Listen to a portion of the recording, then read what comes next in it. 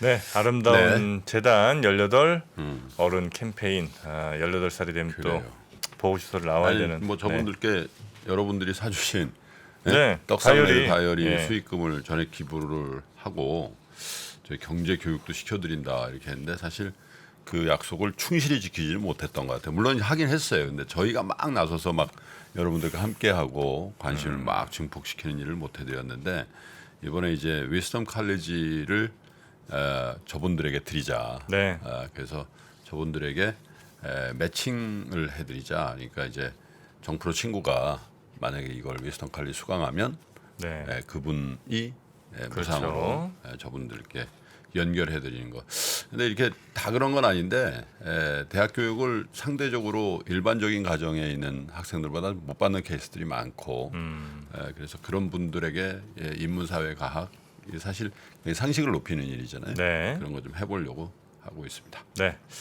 뭐 좋은 일 한다고 하지만 사실 여러분이 하시는 거니까요. 그러니까 네. 저희가 알려드린 거 저희가 한다는 게 아니라 여러분들이 하는 걸 보고 드리는 겁니다. 네. 자, 여러분 하여튼 대단히 감사합니다. 네. 좋은 일 할 수 있게 해주셔서. 자, 그러면 뉴스함 첫 번째 뉴스부터 전해드리겠습니다. 네. 첫 번째 뉴스는 독일의 가스 얘기군요. 러시아로부터 가는 게 완전히 막힐 가능성. 이게 이제 계속 그 뭐라고 해야 돼요? 이렇게 뭐 군부를 뗀다 그러나 이 러시아가 이제 푸틴도 그렇고 이 가스프롬이라고 국영 가스 회사잖아요. 네. 여기가 계속 이제 얘기가 나오는데 현지 시간으로 13일 어제죠. 트위터 계정에서 성명을 발표했는데 가스프롬은 지금까지 지멘스 에너지가 캐나다에서 수리 중인 가스 터빈을 돌려받을 수 있다는 증명하는 서면자를 보유하지 않고 있다. 이게 뭐 알려졌잖아요. 이게 왜냐하면 이 가스 터빈이 이제 거기 있어야 되는데 그걸 이제 뭡니까 그 운반하고 그러려면. 네. 근데 이게 이거를 그 정기 수리를 해야 되는데 이 네. 독일의 지멘스에다 맡겼는데 지멘스가 또 캐나다 회사에다 맡겼다는 네, 거잖아요. 네, 네. 근데 캐나다 회사는 또 뭐에 걸리냐면 러시아 제재에 걸리니까 야 이거 돌려줘야 되니 이렇게 돼버린 거죠. 그래서 이제 뭐 여러 가지 논란이 있다가 이제 어쨌든 독일 쪽으로 반환을 허용한 것으로 이렇게 됐단 말이에요. 그래서 운송되고 있다라고 얘기를 했는데 그럼에도 불구하고 이 가스프롬이 이런 성명서를 냈다라는 거는 계속해서 야 우리한테 키가 있다니까 뭐 이런 얘기들을 하고 있는 거죠. 그래서 이 터빈은 빌미고 네. 어쨌든 이 가스 밸브를 가스프롬 러시아에서 열고 닫을 수 있다라는 걸 계속 주의 환기를 시키는 거 아닌가 이런 생각이 들어요. 그래서 일단 지난달 16일에 터빈이 반환되지 않아서 정상적 가스관 가동이 어렵다. 그래서 노르드 스트림이죠. 이 독일로 가는 이제 그 배관 뭡니까 파이프라인인데 이 가스 공급량을 기존 공급량보다 60% 가까이 줄인 바가 있고 11일부터는 이제 유지 보수 작업을 해. 지금 실제로 열흘간 중단이 돼 있는 상태예요. 네. 근데 이게 장기화될 수 있다. 그러니까 재개되지 않을 수 있다라는 얘기를 이제 한 거란 말이에요. 그래서 이제 프랑스의 또 마크롱 대통령이 어제 이제 바스티유 그 기념일이었거든요. 어제가 바스티유의 날 그러니까 프랑스 혁명 기념일이었는데 그래서 TV 기자들하고 이제 인터뷰를 했는데 마크롱이 뭐라 그랬냐면 러시아가 가스 공급 중단을 무기로 사용하고 있다 현재. 그리고 러시아가 완전히 이 가스 공급을 끊는 시나리오도 낼 수 있기 때문에 우리가 그걸 대비해 놔야 된다 이렇게 얘기를 했습니다. 그래서 뭐 이 TV 방송에 나와서 이렇게 얘기를 했어요. 러시아가 가스 공급을 끊기 시작했다. 시작했다라고 이제 표현을 네. 한 거죠. 그러니까 이제 그 러시아에서 그냥 공식적으로 얘기한 열을 뭐 그 중단하고 또 연장될 수 있다 이런 게 아니라 프랑스의 마크롱 대통령은 러시아가 가스 공급을 끊기 시작했다라는 단어를 썼다라는 거는 앞으로 겨울이 올 때 그것에 대해서 우리가 굉장히 충분히 준비되어 있지 않다 이런 얘기를 이제 한 거죠. 그리고 이제 독일의 가스 네트워크를 관리하는 연방 네트워크청의 클라우스 밀러 청장이 인터뷰를 했는데 내년에 가스비 그 청구액이 최소 3배로 뛸 것이다. 이렇게 전망을 했어요. 근데 현재도 난방비 정산하는 사람들의 경우에 러시아 우크라이나 침공으로 인해서 영향이 아직 다 반영되지도 않았는데도 가스 청구액이 2배로 오른 상황인데 내년에 이게 3배로 오를 수 있다. 네. 이런 얘기를 했어요. 말씀드린 프랑스 같은 경우는 러시아산 가스 수입 의존도가 20% 미만이거든요. 그럼에도 불구하고 이렇게 굉장히 영향을 많이 받고 있는데 프랑스가 좀 적극적으로 이런 부분에 대해서 대응을 하는 거. 그러니까 마크롱 대통령은 사실 지난번에 다수당을 잃었다라는 얘기를 했지만 또 20년 만에 처음으로 재임된 대통령이란 말이에요. 젊은 대통령인데 그래서 본인의 어떤 그 특장점은 대외 환경에 대해서 내가 이렇게 외교적으로 뭐 이렇게 이런 활동을 하는. 그래서 프랑스가 노르웨이, 알제리, 미국 등으로 에너지 공급처를 이미 다원화해놨다. 그리고 원자력 에너지 분야에도 투자할 계획이다 이렇게 얘기를 했단 말이죠. 그래서 전반적으로 보면 이 가스프롬의 어떤 정비 그리고 터빈에 관련된 해프닝 또 이것이 유럽 전체에게 주는 영향이 굉장히 클 수 있다라는 이제 주의 환기가 계속되고 있는 것 같습니다.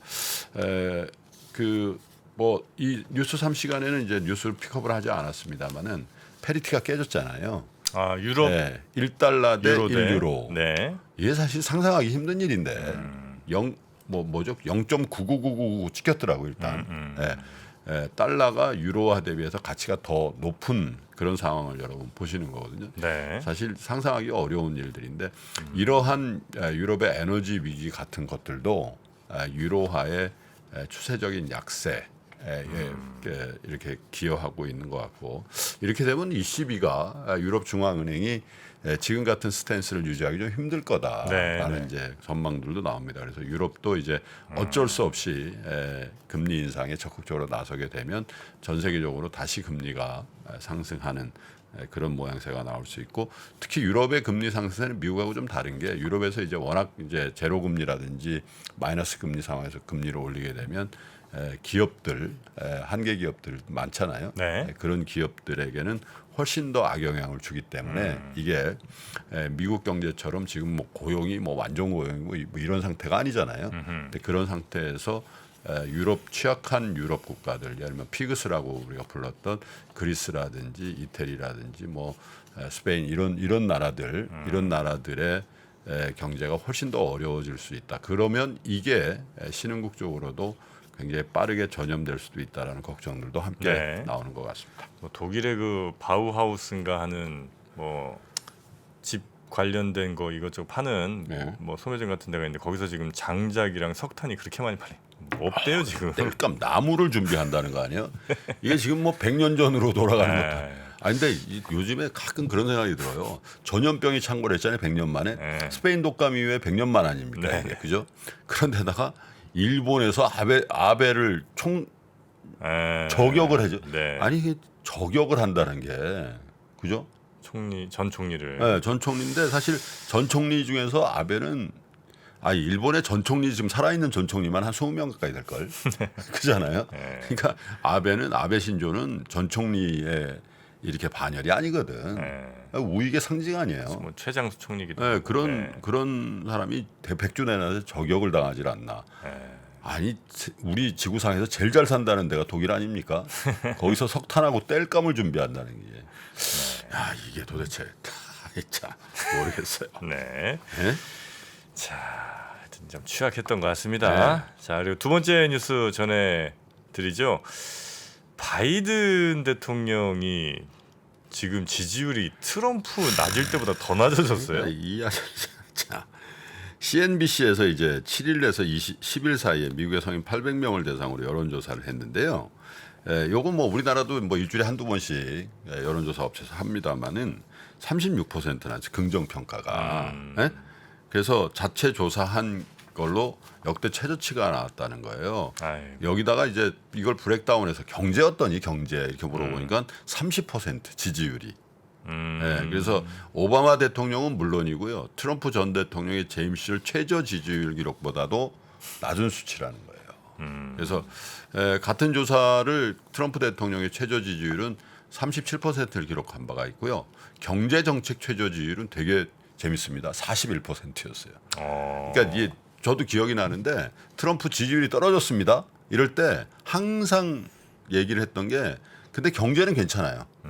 뭐 그런 얘기를 했거든요. 네네네. 그러니까 트럼프에 대해서 도덕성의 문제가 있고 뭐 인권의 문제가 있고 성평등의 문제가 있고 뭐 그런 이제 얘기를 많이 했는데 그 경제는 나쁘지 않은데 이런 얘기들을 많이 했고 그 경제가 나쁘지 않은데라는 그 여론이 만들어졌던 게 중국을 때림으로써 그죠?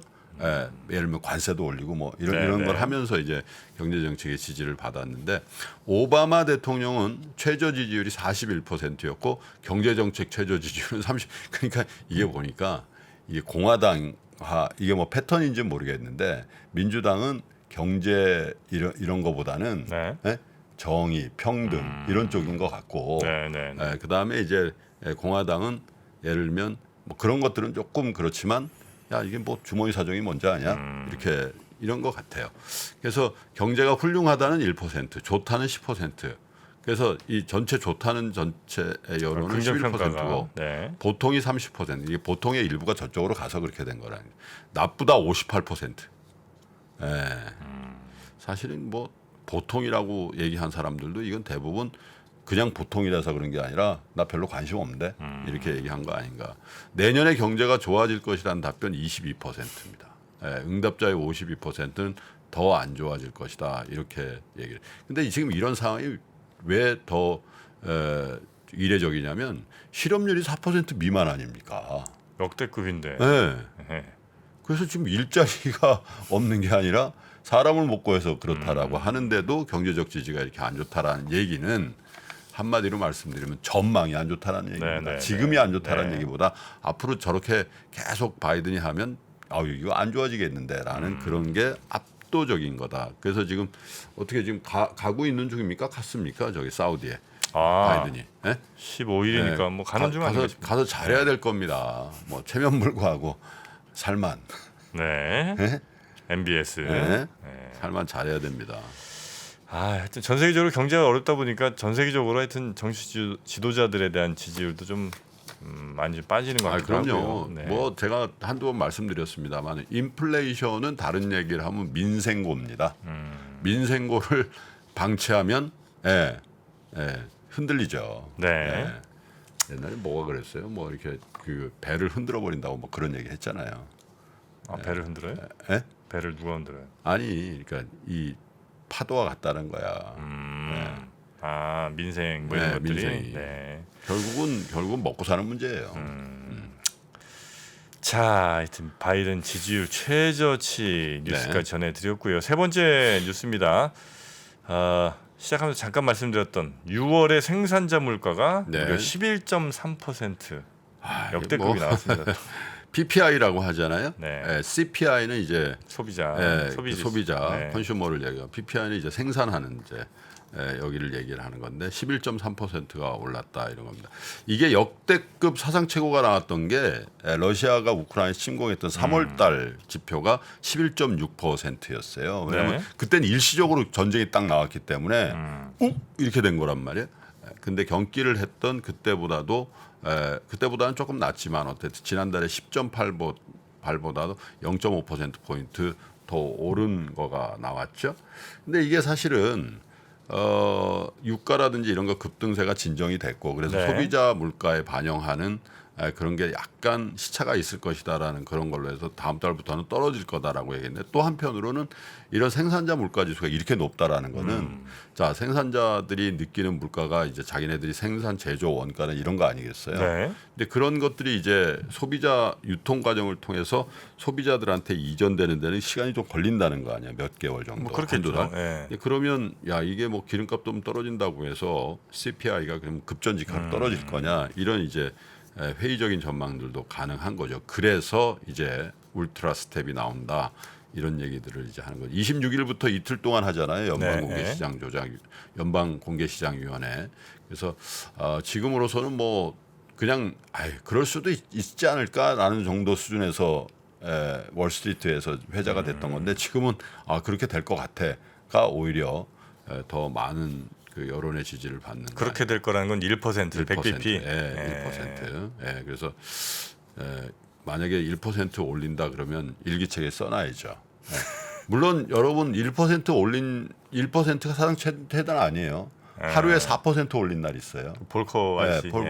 그것도 아마 토요일 날 올린 걸로 제가 기억이 나는데 네. 토요일 날 긴급 저걸 해가지고 그래서 채권 시장을 학살해버린 그런 네. 적이 있는데 어쨌든 1%를 올리든 0.75를 올리든 사실은 인플레이션에 대해서는 우리가 몇 차례 말씀드렸습니다만 상당히 시장 가격에는 반영이 돼 있는 거 아닌가 그런 생각을 들면서도 네. 한 가지는 급속도로 빠지지는 않을 거라는 방증이 이 PPI를 통해서 이제 나타났다고 보셔야죠. 네. 그래서 어쨌든 전반적으로 전 세계가 저 모두에도 말씀드렸습니다만은 우리가 일반적으로 예상할 수 있는 경로에서 많이 벗어난다.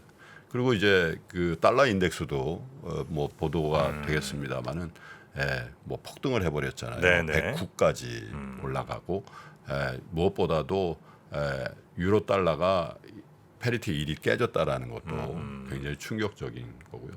계속해서 발표되는 물가에 관련된 것도 러시아는 사실은 중국의 부상 이후에는 국제 경제 질서에 그다지 크게 영향을 주는 그런 플레이어가 아니었는데 이게 갑작스럽게 러시아 우크라이나 전쟁과 고유가를 통해서 굉장히 의미 있는 존재감을 내세우잖아요. 네. 그게 거기에서 플러스 차이나가 되는 순간 미국과 이 서방 세계가 대응을 어떻게 할지 굉장히 힘든 시나리오가 나온다.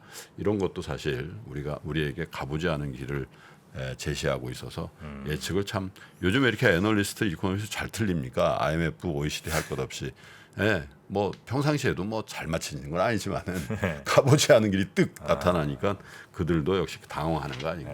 워낙 예측하기가 어려운 그런 상황인 것 같습니다. 자, 그러면 뉴스 3 이렇게 정리하고요. 우리 박병창 부장님과 함께 오늘 시장에서 체크해봐야 될 것 한번 알아보도록 하겠습니다. 광고 듣고 오겠습니다. 네. 미국, 중국, 러시아 이런 나라들의 움직임에 대해서는 관심이 어느 정도 생겼는데 거기에서 우리는 과연 뭘까? 우리는 체스판의 말이 아니다라는 생각을 좀 해야 좋겠어요. 어떻게 생각하세요?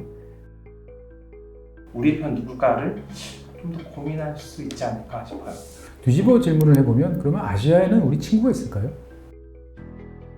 제가 지구본 연구소 진행하면서 사실은 되게 마음에 걸리는 이만한 짐이 하나 있어요.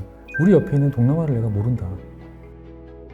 우리가 처해 있는 아시아라는 지역을 자꾸 방관하고 유럽이나 미국의 어떤 시각에 맞춰가지고 그런 이제 개별적인 지식 이런 것들이 묶여가지고 큰 흐름들을 만들어내는 이야기, 그런 경험.